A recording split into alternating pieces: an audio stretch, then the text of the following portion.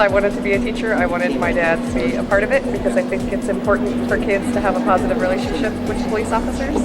So he's been reading to my class for 7 years and all the other classes at my grade level. And the books, like you said, that we used didn't fit for us, so we made our own.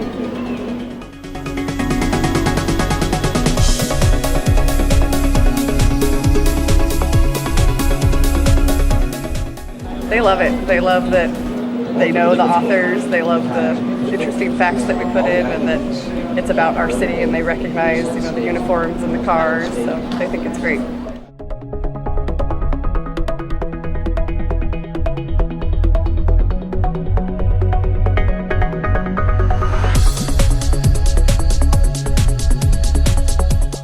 I mean, it's designed to go along with an officer as a presentation. It's not designed to just be passed out. We come in and read the book, talk about our job, talk about the gear. The kids are just fascinated with all of these tools that I carry, and they're really interested to see those.